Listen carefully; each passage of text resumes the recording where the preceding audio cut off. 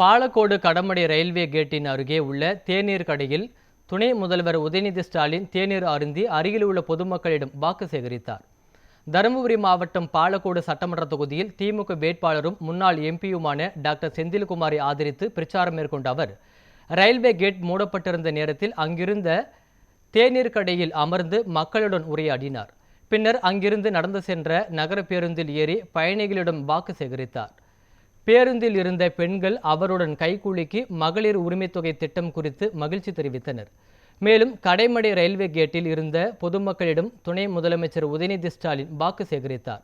அப்பொழுது கல்லூரி மாணவிகள், சிறுமிகள் உள்ளிட்டோர் உதயநிதி ஸ்டாலினுடன் புகைப்படம் எடுத்துக்கொண்டனர்.